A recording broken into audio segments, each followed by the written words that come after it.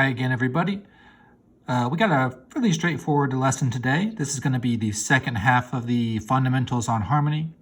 And we're just going to be focusing today on harmonic analysis, just sort of the fundamentals of a harmonic analysis. And we're going to be using Roman numerals to do a harmonic analysis, give us a little bit of a sense of what we have in front of us. It's just going to be, these are the very basics. We're going to learn a lot more as we continue about how these different chords tend to function. But for now, just talking about this from a fundamental standpoint. So what is a Roman numeral analysis? Well, here's one specific Roman numeral for demonstration. You might see 2, 6. That's how we say it, 2, 6. So what bit of information is contained here? One is the scale degree of the root of the chord in the particular key. So in this particular case, this chord is built on scale degree 2. So we use the Roman numeral 2. And essentially that's where the Roman numeral aspect comes in. Now, in addition, we learn about the chord type. As we'll find out, there's a limit to how much you can show in the Roman numeral by chord type. But here you'll notice that the 2 is in lower cases, so that means it's a minor triad. And then finally, the third bit of information is the position of the chord, or the inversion. So we can see from this one that we have a chord built on scale degree 2. It's a minor chord, and it's in first inversion. Remember, we're going to use the abbreviated figures to show the position of a chord. All right. Now, before we try out some of these, it's very important to learn what to expect if you're dealing with diatonic triads in major and minor, or just diatonic chords in general. Now, by diatonic, I mean chords that don't have any accidental. Now, we'll find out in minor keys, scale degrees 6 and 7 may be natural or raised. Now, if they are raised, they're no longer diatonic, but we're not going to include them here anyway because they're so commonly encountered. All right, let's start with major keys. Now, what I want you to do here is I really want you to focus on memorizing what we're going to learn here. This is really something that needs to be memorized because otherwise, doing a harmonic analysis, doing a Roman numeral analysis takes way too much time if you have to figure out what the chord type is on each of these scale degrees. Basically, if you encounter a chord on scale degree 2 in a major key, you see it's a triad, and you'll know it's going to be a minor triad. As long as there's no accidentals, you just can predict it's going to be a minor triad, and you don't need to go through the bother of spelling out every single note. Anyhow, so here's what we have in a major key. Let me see if I can get the whole thing in here. So you want to memorize this. Basically, starting on scale degree 1, it goes major, minor, minor, major, major, minor, diminished, and then back to major. So probably the best way to do this is figure out which chords have the major triads. That will be 1, 4, and 5. Okay, that's easy to remember because those are your kind of primary triads. Then essentially everything else is minor. So 2, 3, and 6 is minor, and then you have the one that's different, which is the 7 chord, and that's diminished. So major keys are very easy to memorize because of it's a very uniform kind of pattern being formed here. The major on 1, 4, and 5, the minor on the remaining 3 of the major and minor triads, and then you have this one lone diminished triad. Now let's take a look at what happens in minor. Now here they put in parentheses some different options along the way, and looks like they put the ones in parentheses that are a little bit less common. This all has to do with scale degree 6 and 7. You'll notice that here scale degree 6 is raised. Here scale degree 7 is still natural, and so on. And the ones that they have not put in parentheses are the more common ones you encounter. And these are the ones where you raise, really, you basically stay diatonic, but you raise scale degree 7. That's the most common raised or altered pitch. This 4 chord with the raised third, that does happen, but it's not all that common. So perhaps we should start by looking at how this differs. Well, one thing you kind of see happening between major and minor is that usually where there was a major triad, there is now a minor triad. So now 1, 4, and 5 are both minor as opposed to major. The only difference is, as we mentioned, the raised leading tone, or scale degree 7, is actually more common. So it really should be in a switch of qualities, but we have that raised one that we just kind of get used to and is very typical. And then, well, somewhat is true here also. Instead of a minor triad on 3, we get a major triad on 3. Instead of a minor triad on 6, we get a major triad on 6. Same basic idea. The biggest difference, I think, is the diminished triad. In a major key, it was on 7, but here it starts almost immediately. We get a diminished triad on 2. So if you're looking at a minor key and thinking what's most common, it's major, diminished, major, minor. Then we most commonly raise the scale degree 7 to get a major 5, then major 6. And then, oh yeah, sorry, I forgot to mention, also, since we usually raise the leading tone, we actually get the same diminished triad here. Now, what you'll notice happened here is when we raise the leading tone, we got the same thing that happened in major keys. So by raising the leading tone for the 5 chord, we get the same major triad there. And from raising the leading tone, we get the same diminished triad here. And so these other ones that are lesser common would be the major 4 by raising 6, the minor 5. That happens occasionally in passing motions. And then the major 7, very rare. Usually if you do get this major 7 chord, it's going to be a modulation to the relative major. So that one's actually not very common in classical music. All right, so now at this point, if you don't feel like you already have this memorized, you might want to pause the video and just kind of test yourself a little bit about what these chords are. You know, give yourself a different scale degree and then see if you can tell me what the quality is. But you can practice that on your own. All right, so now let's go on to learning the diatonic 7th chords in major and minor keys. Now this will be a little bit easier to memorize just because it's going to be very similar to what will happen with the triads. All we're doing is adding a 7th, so that has just very small tweaks. Now you'll recall that in a major key, we had the major triads on 1, 4, and 5. So we're going to have some sort of 7th chord that has a major triad at the bottom. For 1 and 4, it's actually a major 7th chord. Whereas for 5, it's the major minor 7th chord. This is what we often call the dominant 7th chord. Now, Roman numeral-wise, though, you'll notice that most books actually don't do anything different for major and major minor 7th chords. So major and major minor 7th chords, they both just do an uppercase Roman numeral. You might find some books that add something extra for the 1 and the 4, but it just seems like that maybe you end up with an overly cumbersome Roman numeral. It just looks too kind of clunky. And then again, easy to remember, 2, 3, and 6, it just stands to reason those are going to be minor 7th chords because that's the only 7th chord type we talked about with a minor triad. Now here's the one that's most important or most easy to forget. The 7 chord in a major key is actually half diminished.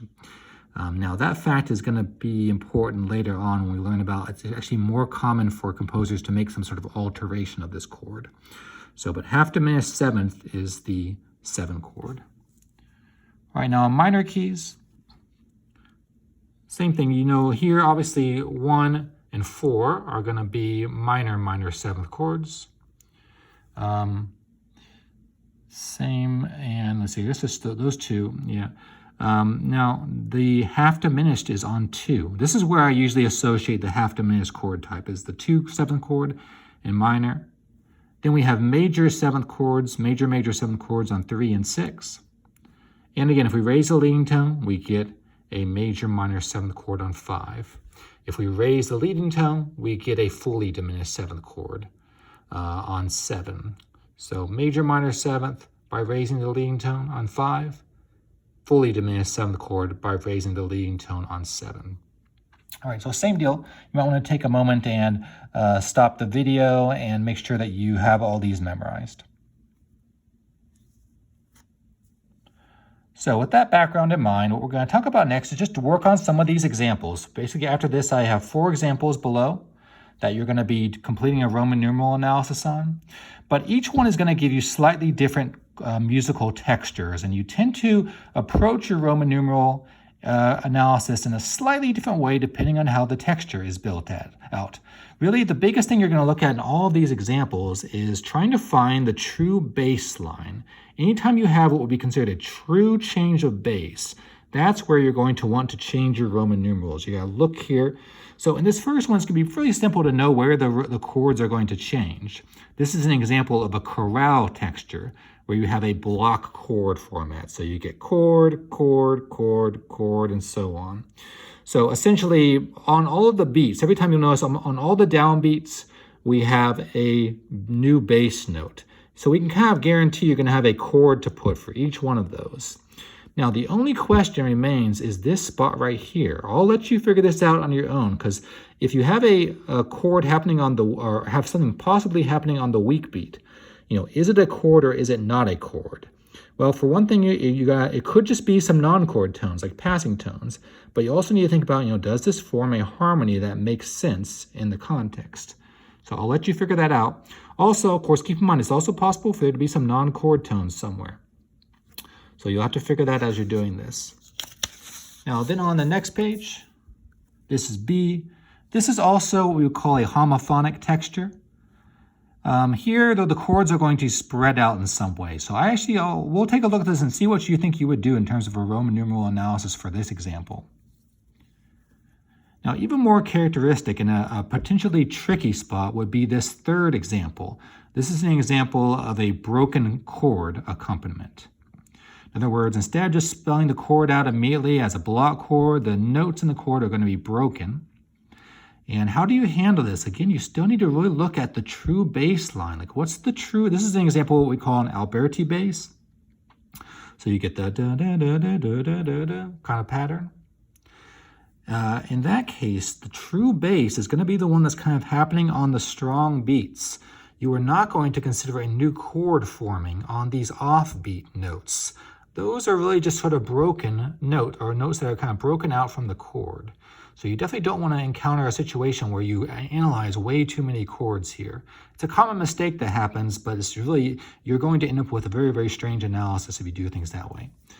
And then the final one is going to be an example where you're going to basically have something like a homophonic texture, but you're also going to have some contrapuntal aspects in here. In particular, if you look at the right hand of the piano, you get kind of like a 2 against 1 counterpoint happening.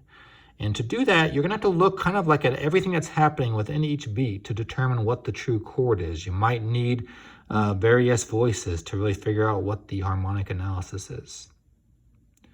All right, with that in mind, go ahead and pause the video, and I want you to complete all 4 of these Roman numeral analyses.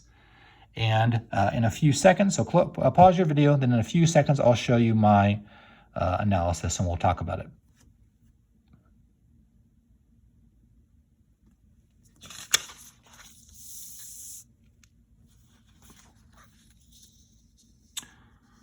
All right, let's go ahead and take a look at this first example. Here are my Roman numerals. I didn't have enough space to write this in here, but in this case, I actually indeed did have a chord on the offbeat here. This really did make sense. If you had just written 4, 6 to 1, you would have actually missed a very important harmony that happened right there. I mean, if you just had like a bass note and not the other notes, but this really does form a chord.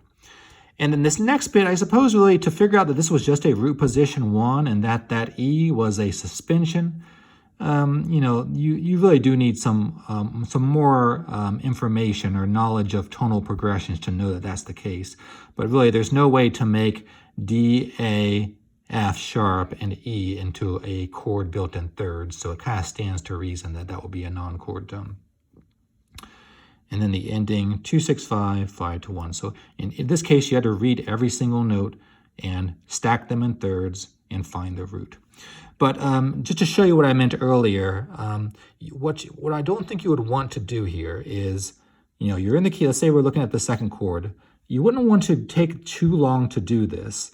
If I see here that my second chord is some sort of triad on the root of G, then what I would say to myself is, okay, G is scale degree 4 in the key of D. And therefore, since this is a triad, On scale degree 4, I know it's going to be major. I don't have to read these notes out and figure that out. I mean, you probably can do that fast anyway, but still, it's kind of just a waste of time. And then since it's in root position, you don't put the inversion, and so on. All right, so this first example is really the most straightforward of all. All right, let's go on to B. All right, B was meant to be a little bit of a trick. I actually would just analyze this entire thing as a root position 1. Even though the base is sort of arpeggiating, and you might think, well, maybe 1, 1, 6, 1, 6, 4, not really a good analysis. That's way too complicated for what's going on here. If you're listening to this, all you're really going to hear is a root position 1, and this is also some sort of breaking of the pattern of the chord out. All right, so that one's meant to be a little bit of a trick, but I mean, this happens all the time. All right, now on to the Alberti bass example. Here's what I have. 1, 5, 4, 3. So notice I had to include this F here to get the 5, 4, 3. Again, the true bass here is D. So my bass at the beginning here is C, D, C. So I get a 1, 5, 4, 3 to 1 progression. Then here, 4, 6, 4. We'll talk about some different labels for this later in the course. To 1. Then 5, 6, 5. So again, you have to imagine the B kind of holding throughout the entire thing. Now you might have put 5, 6 here. I suppose that would be acceptable. I do think the F here is an important chord tone. But as is often the case, sevenths often are also somewhat passing tones at the same time. So 5, 6 would also be an acceptable analysis. All right, now on to the last one. You'll notice that to get this correct analysis, you really needed to include the offbeats. In other words, there's no way to know that this was a 2-6 chord just from the notes happening on the downbeat. I'd have A flat and C, but I don't have the F until right here. I don't have enough information to know whether this is a 4 chord or a 2 chord right here, but once I get the F, I can see it's a 2-6. And kind of same deal here. I don't know this is a 5-7 until the second half of the beat. All right, so there we go.